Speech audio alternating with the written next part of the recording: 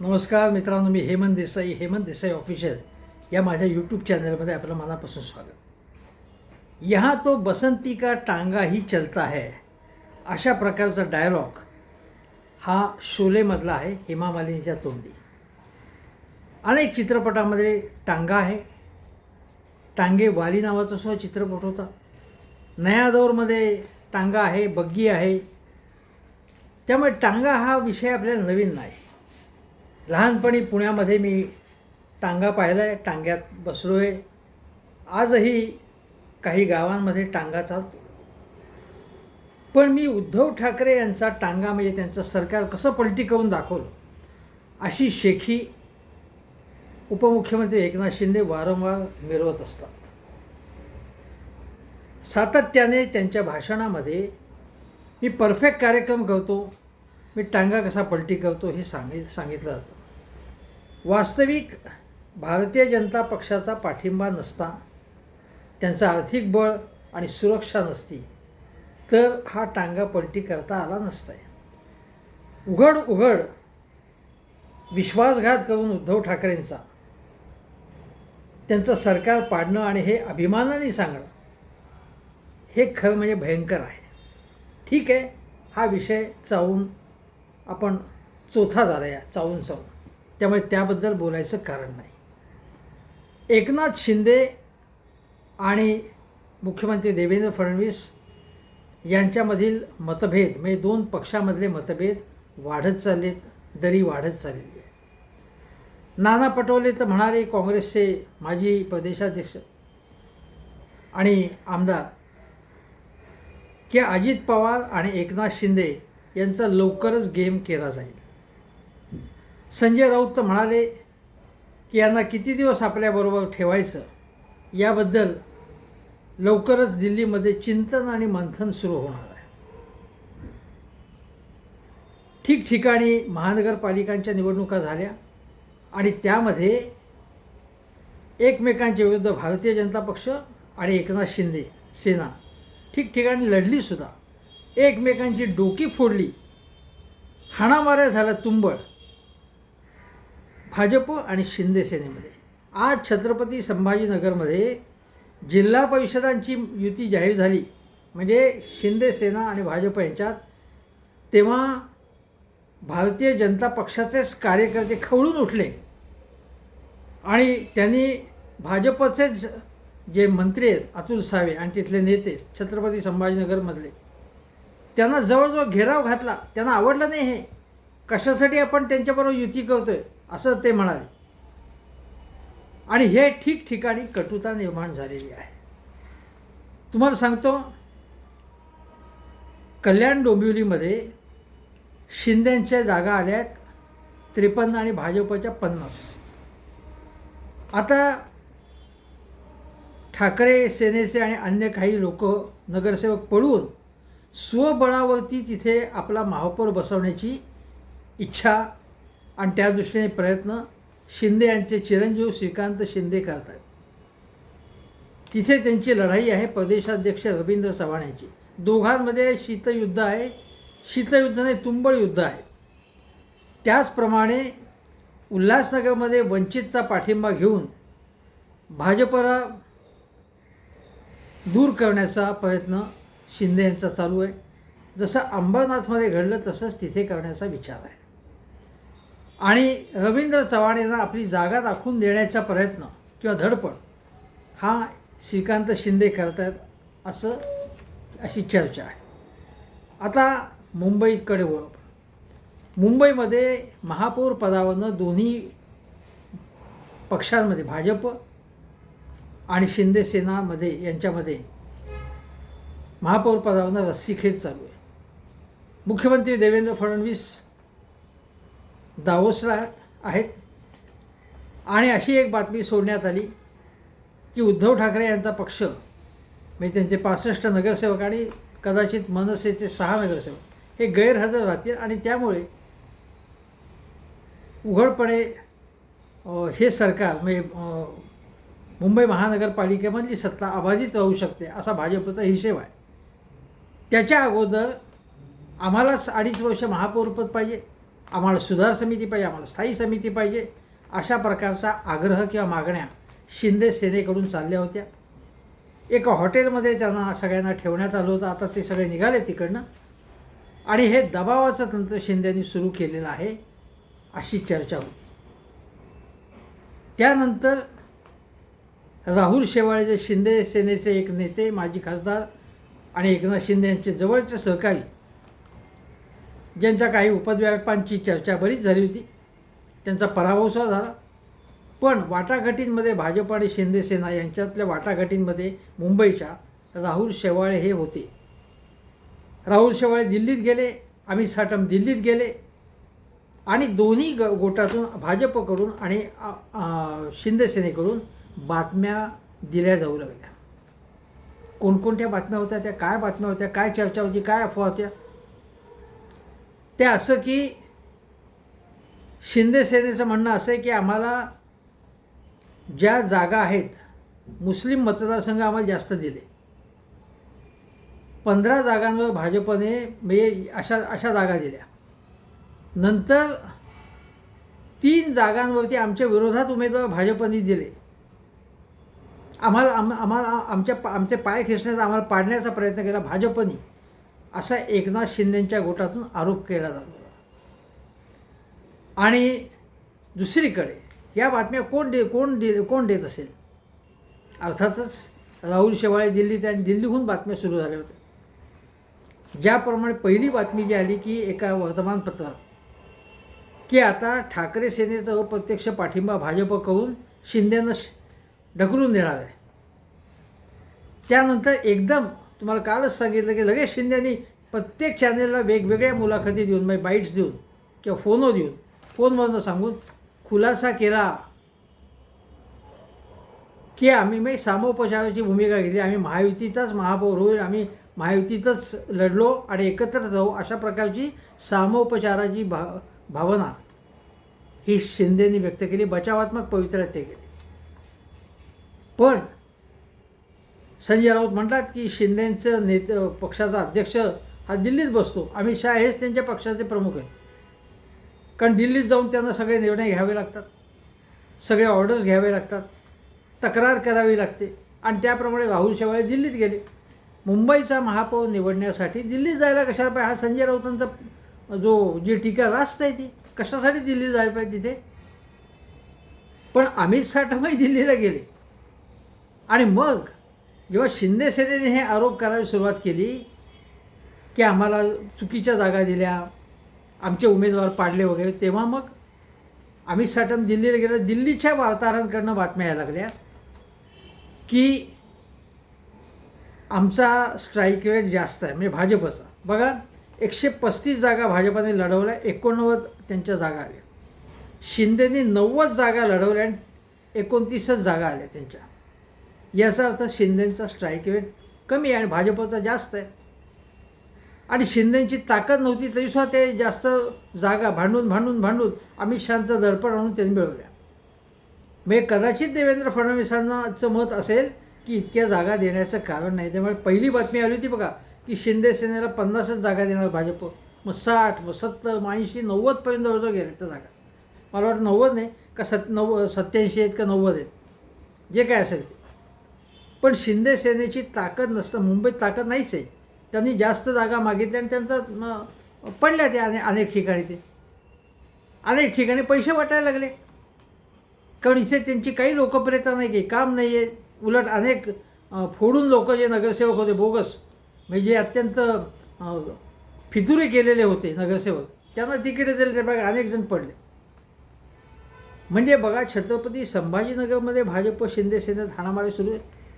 सिल्लोडमध्ये अब्दुल सत्तार म्हणत आहेत की आम्ही स्वतंत्रपणे निवडणुका लढवणार आहोत, यांचा काही संबंध नाही. त्यांनी भाजपाला तिथे लाथ मारलेली आहे.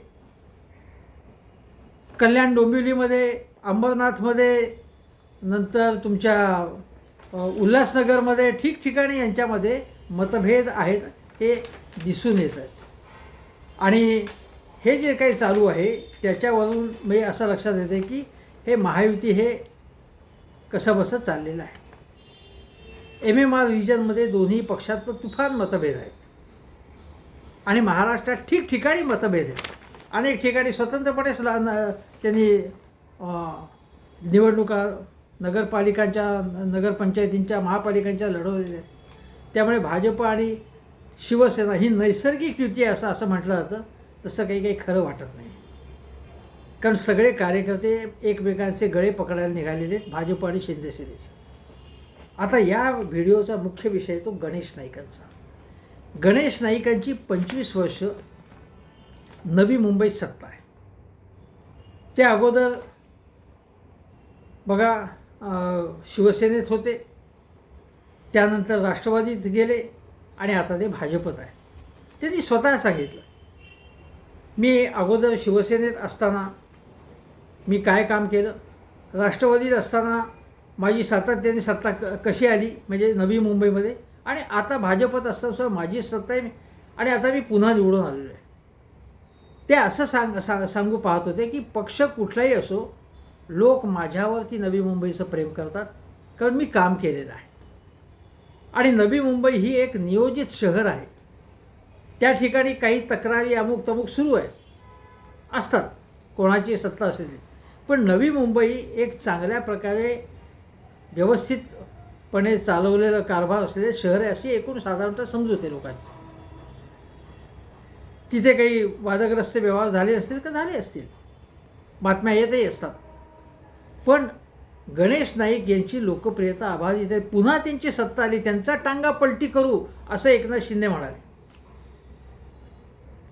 तेव्हा मग गणेश नाईकांनी आता सांगितलं की टांगा यांचाच पलटी होईल आणि घोडे फरार होतील, आणि त्याप्रमाणे झालेलं आहे. गणेश नाईकांना आव्हान देण्यासाठी स्वतंत्रपणे तर निवडणुका शिंदे सेना लढली, पण गणेश नाईकांनी एकनाथ शिंदेंच्या पक्षावर मात केली.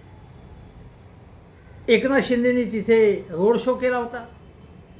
त्यांच्या नेत्यांनी बरेच आरोप केले होते नरेश म्हस्केंनी गणेश नाईकांवरती, आणि मग त्यांनी म्हटलं होतं गणेश नाईकांवरती एक जनरल आरोप केले होते की गणेश नाईकांनी काय महापालिकेत चुकीचे व्यवहार झाले, व्हाईट हाऊस काही बोगस कंपन्या काढण्यात आल्या वगैरे वगैरे, जी काही चर्चा आहे त्याबद्दल शिंदे सेनेचे आणि एकनाथ शिंदेंचे सहकारी खासदार नरेश म्हस्केंनी आरोप केले.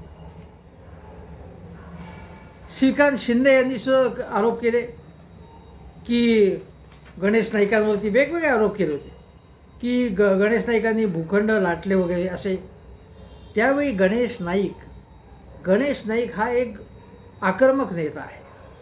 ते सभ्य आणि सुसंस्कृतपणे राजकारण करतात, पण कोणी आरे केलं तर कार्य करतात, आणि ते बाप दाखव नाही तर श्राद्ध कर म्हणतात, त्याप्रमाणे तू पुरावा सांग असं म्हणतात.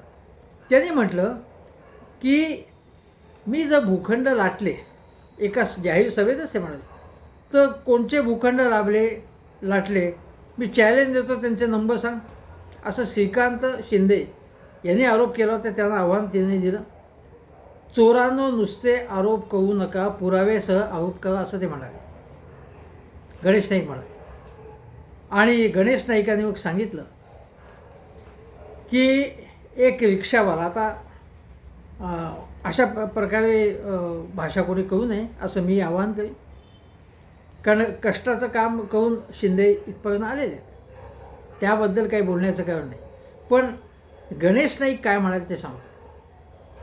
एक रिक्षावाला नगरसेवक होतो, आमदार होतो, मंत्री होतो, आणि दरेगावला हेलिकॉप्टरनी शेती करतो, हेलिकॉप्टरनी जातो आणि शेती करतो. कोणाला शिकवता ही गोष्टी, कोणापुढे नाटकं करतात, मी नाटकं करता असं गणेश नाईक म्हणाले. आणि गणेश नाईक म्हणाले की माझी बुद्धी भ्रष्ट झाली असं श्रीकांत शिंदे म्हटलं, यांचीच बुद्धी भ्रष्ट झालेली आहे.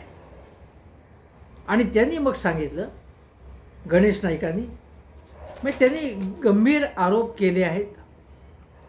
त्यांचं म्हणणं आहे की TMT जी सार्वजनिक उपक्रम आहे ठाण्यामधला, तिथल्या कामगारांचे पेन्शनचे पैसेही दिले नाहीत. नंतर ते म्हणाले की मोठमोठ्या जाहिराती तुम्ही करता, आणि लाडकी बहीण की केवळ शिंदेची एकट्याची आहे का? देवेंद्र फडणवीस मुख्यमंत्री आहेत, त्यांची नाही बहीण लाडकी, अजितदादांची लाडकी नाही, यांचीच बहीण लाडकी आहे का? आणि म्हणजे मी काय पाप केलं आहे, माझ्या बहिणी लाडक्या नाहीत का? म्हणजे जणू आपण एकट्यानेच सगळं हे केलेलं आहे असं शिंदे दाखवतात, ते चुकीचं आहे असं ते म्हणतात. आणि महत्त्वाच्या गोष्टी म्हणजे गणेश नाईकांनी सांगितले की सिडकोच्या जमीन विक्रीत भ्रष्टाचार झालेला आहे. ठाणे महानगरपालिकेत तुडुंब भ्रष्टाचार झालेला आहे असं गणेश नाईक वारंवार आरोप करतात. आणि त्यांनी सांगितलं की हा जो भ्रष्टाचार झालेला आहे याच्यात म्हणजे सिडकोमध्ये असेल, म्हाडामध्ये असेल, रस्ते महामंडळ असेल, या सगळ्या ठिकाणी खूप भ्रष्टाचार झाला आहे. FSI अक्षरशः बिल्डर्समध्ये खैरात करण्यात आलेली आहे आणि या सगळ्या प्रकरणांची आम्ही चौकशी करू असं ते म्हणाले होते गणेश नाईक. अक्षरशः त्यांनी शिंदेंच्या नेतृत्वाखालील पक्षाने ठाणे महापालिका लुटली. अन्य महानगरपालिकांमध्ये असेच व्यवहार चालू आहेत. सिडको असेल किंवा म्हाडा असेल, MMRD असेल किंवा रस्ते MCRDC असेल, या सगळ्या ठिकाणी प्रचंड गैरव्यवहार झाले. सिडको असेल आणि सिडकोच्या बाबतीत संजय शिरसाटांवरतीच आरोप करण्यात आलेले होते आणि रोहित पवारांनीच ते आरोप केलेले होते. गंभीर आरोप हे गणेश नाईक सातत्याने करतात आणि ते म्हणाले होते की हरामाचा पैसा पचत नाही. आणि त्यांनी म्हटलं होतं की एकनाथ शिंदे यांची जागा तुरुंगात जावं लागेल. आणि ते असंही म्हणाले होते की आम्ही त्यांची चौकशी करू या सगळ्या प्रकरणांची आणि त्यांची. निवडणुका झाल्यानंतर गणेश नाईक मात्र म्हणाले की आता निवडणुका संपलेल्या आहेत, आता आम्ही टीका टिप्पणी बंद करणार आणि आता आम्ही कामाला लावू. चांगली गोष्ट आहे, कामाला तर लागायलाच पाहिजे गणेश नाईक तुम्ही. पण तुम्ही म्हणाला होतात की याची चौकशी करू निवडणुकांनंतर. मग चौकशी का नाही करणार तुम्ही? चौकशी करायला पाहिजे तुम्ही. ही सगळी प्रकरणे आहेत ती देवेंद्र फडणवीसांच्या हातात सुपूर्द केली पाहिजेत आणि चौकशी केली पाहिजे. आणि तुम्ही म्हणताय की शिंदेंची जागा तुरुंगात आहे, तर निदान तुम्ही पुरावे सादर करून कोर्टात जा किंवा सरकारला चौकशी करण्याचा SITने मला सांगा, आग्रह करा तुम्ही. कारण याच्यामध्ये गणेश नाईक विरुद्ध एकनाथ शिंदे किंवा गणेश नाईक विरुद्ध श्रीकांत शिंदे एवढंही राजकीय लढाईचा प्रश्न नाही आहे. याच्यामध्ये लोकांचा पैसा गुंतलेला आहे. जर करदात्यांच्या पैशाचं पैसा लुटला असेल, अनेक जमिनी लुटले असेल, भूखंड लाटले असतील, कोणी FSIची खैरात बिल्डर्सवर केली असती तर त्यामध्ये लोकांचं नुकसान आहे. कारण हे जी महसुली हानी झाली त्याच्यातनं लोकांची अनेक कामं झाली असती ठिकठिकाणी. पैसा कमी आहे आपल्याकडे, सरकारकडे, महापालिकांकडे पैसा नाही आहे, कमी आहे, खर्च जास्त आहे. त्यामुळे गणेश नाईक तुम्ही नुसते आरोप राजकारणासाठी करत असाल तर ते योग्य नाही. या आरोपांची चौकशी व्हायला पाहिजे. SIT नेमा, खास समिती नेमा, न्यायालयीन समिती नेमा, आयोग नेमा, असा आग्रह तुम्ही देवेंद्र फडणवीस यांच्याकडे धरला पाहिजे. पण आज अशी गोष्ट होती की दिल्लीवरूनच सांगण्यात येतं आहे की तुम्ही आग्रही भूमिका घ्या, महापौर पद वगैरे काहीही मिळणार नाही, भाजपचाच महापौर होईल. त्याच्यानंतर ज्या काही सगळ्या मागण्या एकनाथ शिंदे गटाकडून केल्या जातात की आम्हाला स्थायी समिती पाहिजे, सुधार समिती पाहिजे, असं काही होणार नाही. महत्त्वाची या समित्या भाजपकडे राहतील. महापौरपद मुंबईचं भाजपकडेच जाईल अशाही बातम्या सांगण्यात येत आहे भाजपच्या गोटातून. आणि अमित साटम तर म्हणाले की आमची दिल्लीमध्ये जी बैठक आहे, आता राहुल शेवाळ यांच्या कदाचित जवळच्या गोटातून सांगण्यात येते की या समित्या वगैरे यांच्याबद्दलच चर्चा होणार. तेव्हा अमित साटम म्हणाले की त्याच्यावरती काही चर्चा होणार नाही आहे. गटनेता अमुक तमुक अशा तांत्रिक गोष्टींवर चर्चा करण्यासाठी आम्ही दिल्लीत आलेलो आहोत. याचा अर्थ काय? अमित साटम सूचित करत आहेत की या पदांबद्दल काहीच चर्चा होणार नाही. देवेंद्र फडणवीस आल्यावरती थोडक्यात ते निर्णय घेतील आणि महापौर आमचाच होईल, महत्त्वाच्या समित्या आम्हालाच मिळतील. एक प्रकारे भारतीय जनता पक्ष असं सांगू पाहतो की शिंदेंचा टांगाच आम्हीच पलटी करू. गणेश नाईक तर सांगतायत उघड टांगा पलटी करू, आणि टांगा त्यांनी नवी मुंबईत पलटी केला, घोडे फरार झाले. पण हे घोडे हे सरकारमधनंही फरार होणार का? शिंदेंचाच गेम होणार का काही दिवसात शिंदेंच्या पक्षाचा? अशी चर्चा सुरू आहे आणि टांगा पलटी झालेला आहे. पण कायमचा सरकारमधनं शिंदेंचा टांगा पलटी होईल का? केव्हा होईल हे बघायला हवं. तुर्तास तिथे सांगतो. हेमंत देसाई ऑफिशियल हा माझा यूट्यूब चॅनेल जरूर बघा. शेजारचं बेल आयकॉनचं बटन दाबून चॅनेल सबस्क्राईब करा. धन्यवाद.